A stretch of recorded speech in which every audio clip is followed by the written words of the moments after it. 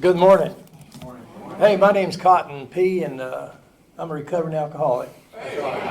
And my sobriety date is on or about the 1st of April 1986, and for that I'll be eternally grateful. Looking at you all, Rosie and I get to move around several circles, but it's being with you all.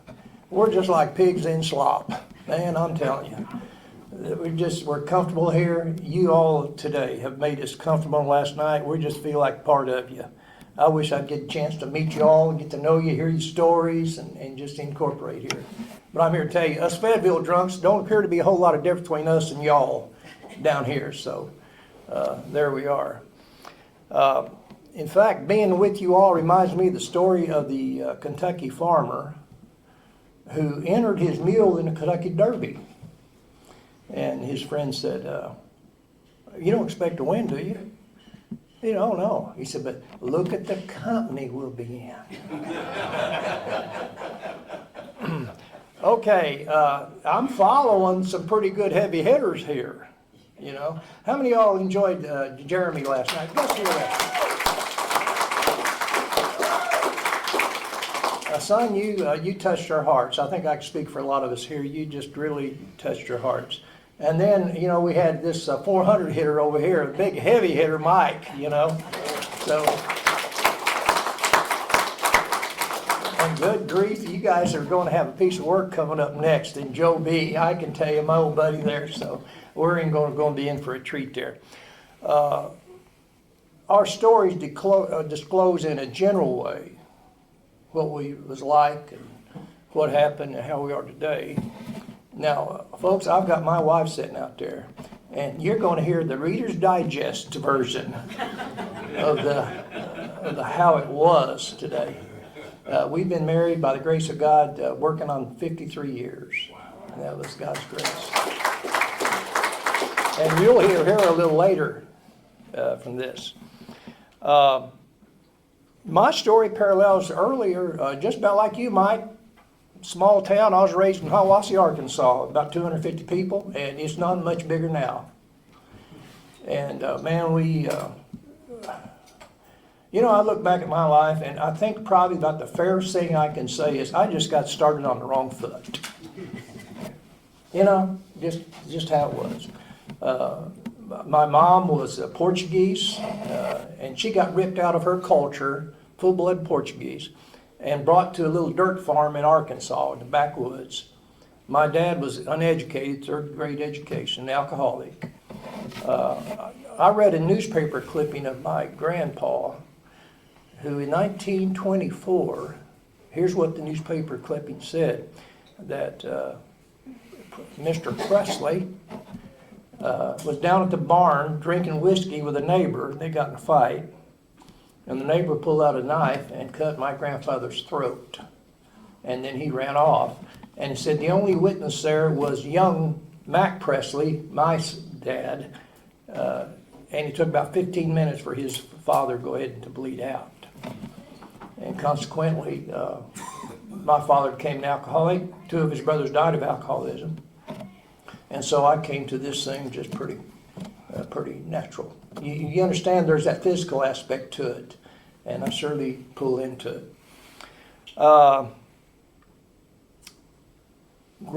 Being raised, I had very little supervision and even less instruction. My dad was older. He didn't know how to be a father. And my mom, she was a good woman, but she just didn't have the tools. And I had a twin sister, though, that kept a real tight rein on, and that she's going to come in my story later. But I was just left to kind of grow up the way I wanted to. And that was my story for 35 years. And boy, you talk about a recipe for disaster. When you're doing what you want to do and no one's there to put any kind of restraint on you, things can get pretty wild. We were poor, went to church all the time, Mike, just like you did, but for some reason it just didn't take. And one thing I liked to do was read all my life. I can remember being drunker than Cooter's goat and words just kind of falling off the page, but I still wanted to read. And even today, I read all the time. And I'd go and hear those stories of Jesus, those stories of what happened in the past. And I was also interested in Julius Caesar. You know, he's kind of my guy. And so I got interested in reading about him. And I could tell you a whole lot of information about Julius Caesar. When he died on March, and had 2 brute and 32 punches and, you know, stabbing, that type of thing. But that had no bearing on a kid over in a small town in Arkansas 2,000 years later. It was history.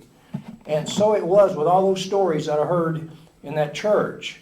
They were simply history.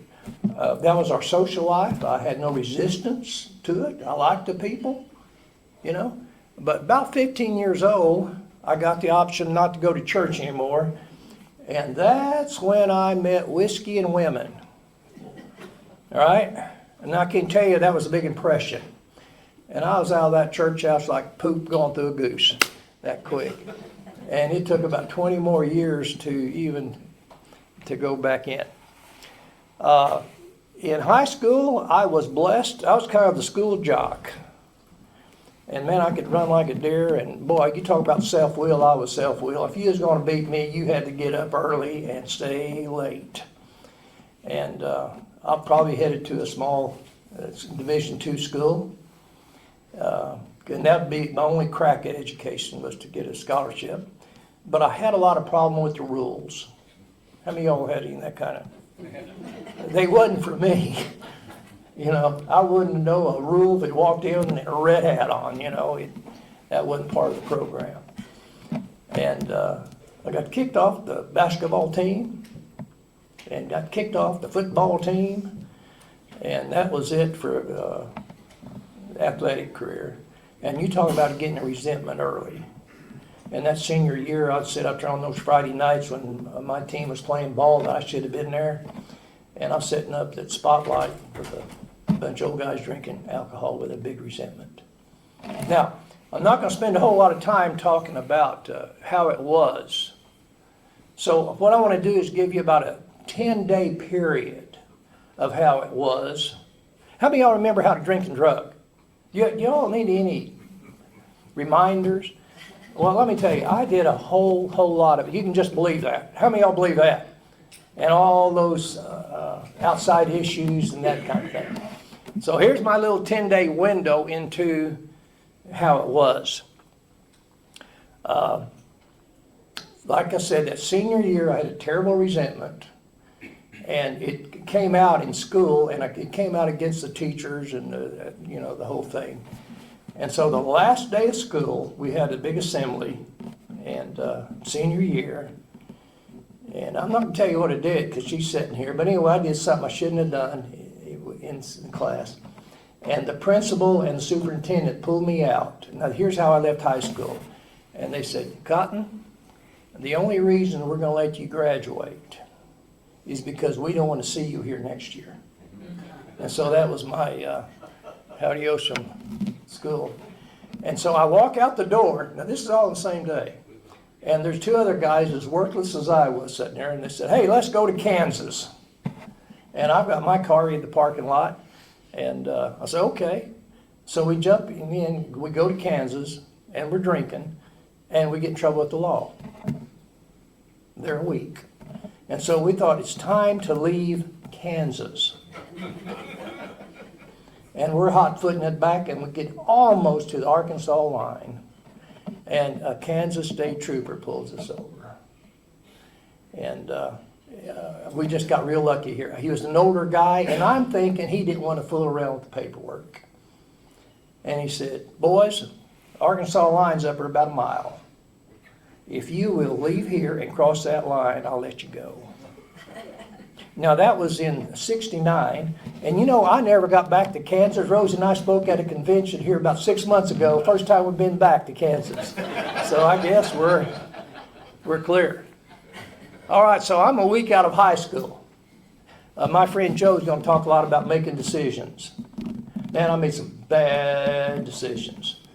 And so here they bring me back to the high school. I get in my car, go home, and my dad meets me at the door. He's got a carton of Winston's and a $20 bill. And he said, son, I got you raised. And that was it for a house. And so I'm having to get a plan, and so I got a girlfriend who lives in another town, and they're still in school. So I hot-footed down to Joplin, Missouri, and they're in school, and her folks are working, so I'm in the house alone for a day or two. And a John Wayne movie comes on, a war movie. And now this is June of 1969. The Vietnam War is in full bloom. And how many of y'all remember that mess back then? And so I'm getting the old man's beer in the refrigerator and get watching this war movie, and all of a sudden I make a decision, I get all patriotic.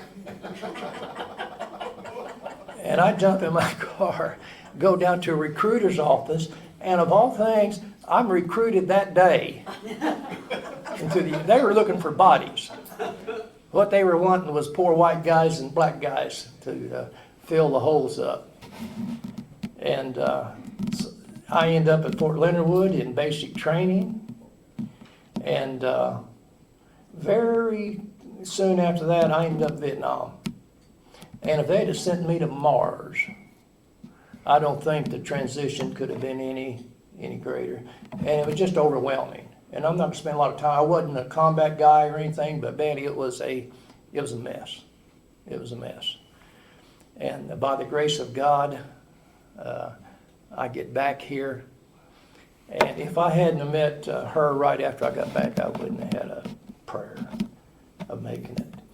One of my character defects, I had the innate ability, the lowest group of folks in the country, I was drawn to them like a magnet. I would find them, the low lifes and that type of thing, and I was one of them. See? And I'd already picked up that bunch, but here she came along and kind of helped pull me out. And I got at the University of Arkansas, which we lived 2 blocks away from the campus. And we both graduated up there and went to school. And I intended to go to the FBI. And that's why I got a degree in accounting, for the just simple reason going to the FBI. And man, I started paperwork and all that and looking pretty good. And I graduate, and the government puts a freeze on the hiring. So that's, So her dad, who was had several companies, offered one to me and her to manage. And in one night, things changed for us. And we started there, and I stayed there 41 years. Same company. And the reason why I got stayed there that long, because I was in the family. It'd been hard to kick me out.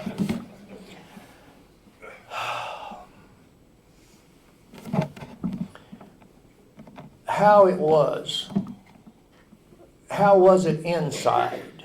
And I thought Jeremy did a great job talking about how well what was happening to him inside. Now, my sponsor that I got when I finally got here was a big book thumper. He got sober in 71. His sponsor got sober in the 50s. And they wasn't real educated men, but I'll tell you what they did. They worked a program as outlined in the book, Alcoholics Anonymous. And that's how I was taught, right out of the book. And, I'm not going to make any apologies for it. I can't help it. And so a lot of my story is going to be with the book, what happened to me there. There's a wonderful story in 3rd edition called He Who Loses His Life. And the playwright goes on to say this: pity me, the heart that is slow to learn what the quick mind sees at every turn.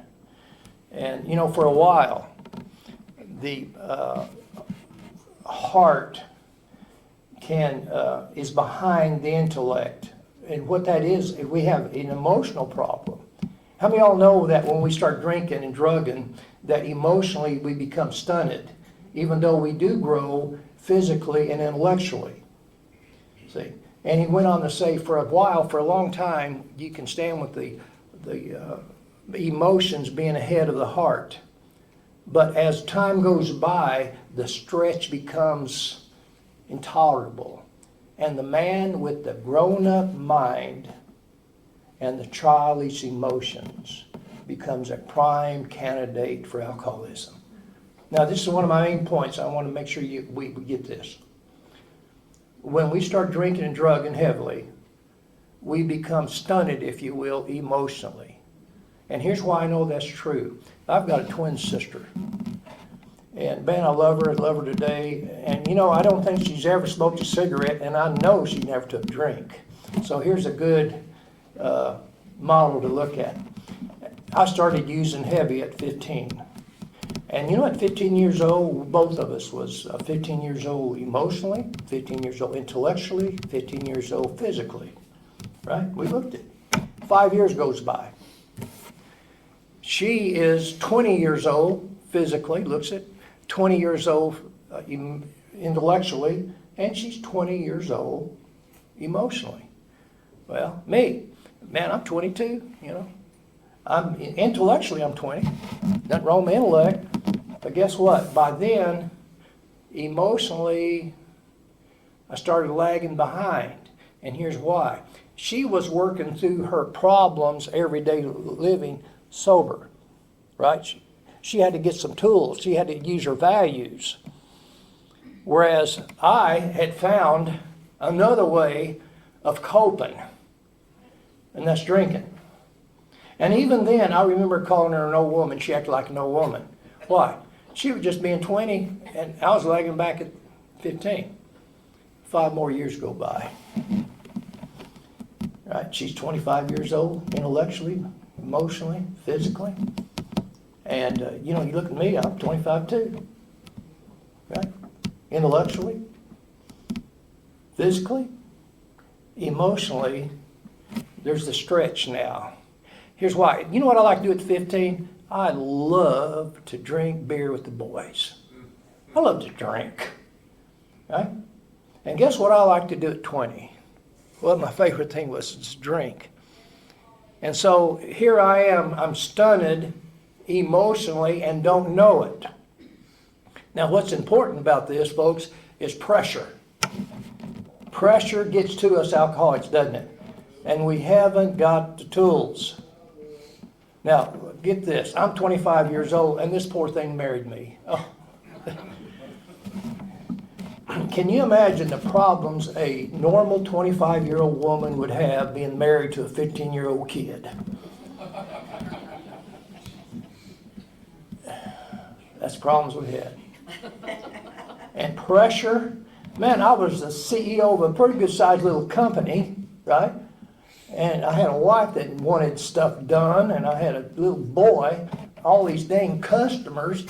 I had employee problems, right? And the pressure was on.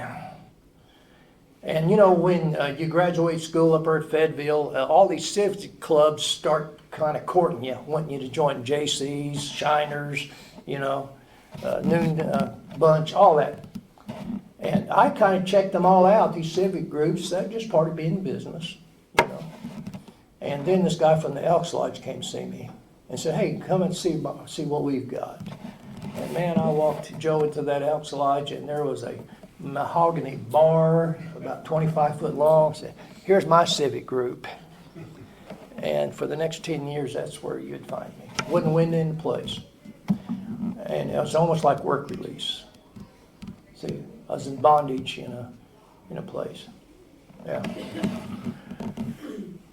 Well, 10 years go by. Have I done enough talking about drinking and drugs? Do I need to talk any more about that? Y'all remember how to do that? I mean, let's get away from that. That's how it was. Gradually, things got worse. And, you know, I'm 35 years old, and I think I'm a high roller, and we're doing well, and, you know. But inside,